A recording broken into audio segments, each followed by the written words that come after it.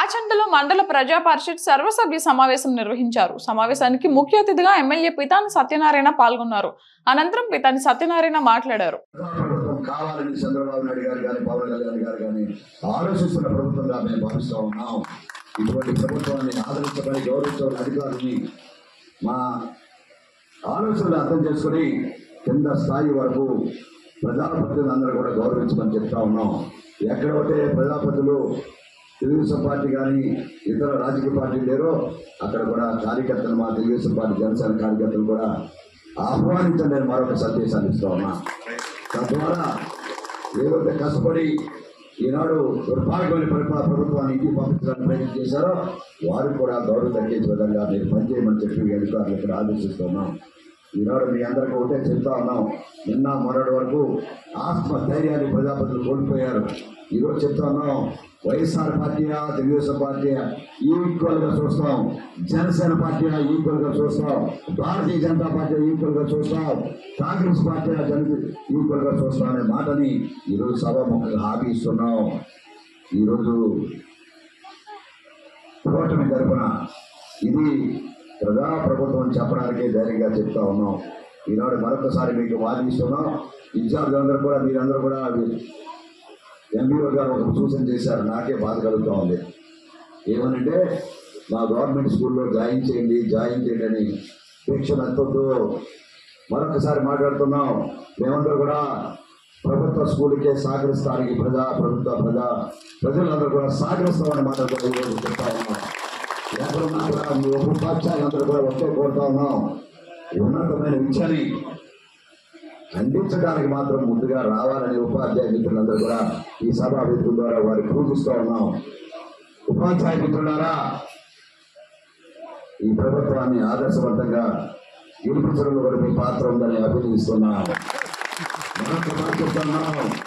విద్యార్థి యొక్క భవిష్యత్తును చూపడంలో కూడా మీ పాత్ర ఉండాలని మాట కూడా చెప్తా ఉన్నాం.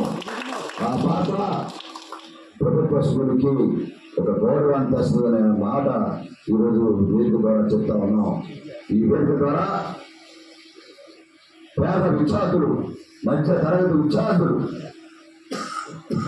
ఉన్నతమైన విద్యను అభ్యర్థించడానికి ప్రభుత్వ పాఠశాలలు పనిచేయాలని ఆ గౌరవాన్ని మీరు దక్కించాలనే మాటని ఈరోజు ప్రజాప్రభుత్వ తరఫున ఒక ప్రజాపతిగా శాసనసభ్యుడిగా మీ అందరూ కూడా అభ్యర్థిస్తున్నాను. ఆలోచన చేయమని చెప్తా ఉన్నాను. ఆదేశిస్తున్నాను మాటలు కూడా చెప్తా ఉన్నా. ఈరోజు ఈ కార్యక్రమం పంపిణీ కార్యక్రమం ఇక్కడ నాలుగు మండలాలకు సంబంధించిన 6 స్కూళ్ళు వచ్చినా ఈరోజే పంపిణీ కార్యక్రమం ప్రారంభమైనట్టు లెక్క. ఆ గ్రామాల్లో వేగవంతంగా రేపు ఎల్లుండలో అక్కడ ఉండే ప్రజాప్రతినిధుల ద్వారా అధికారులందరూ కూడా అక్కడ ఉండే మా కార్యకర్తలు కూడా ఇన్వాల్వ్ చేయండి, ఆహ్వానించమని చెప్పే కార్యక్రమం చేస్తూ ఈ కార్యక్రమం ఇదే ప్రారంభమని చెప్తూ ప్రారంభించవలసిందిగా మీ అందరూ కూడా ఎడ్యుకేషన్ ఆఫీసర్లందరూ కూడా కోరుకుంటా ఉన్నాం. డేటా ప్రెస్ ఇవ్వండి. ఎన్ని స్కూళ్ళు ఉన్నాయి 4 మండలాల్లో, ఎంతమంది విద్యార్థులు ఉన్నారు అనే మాటని.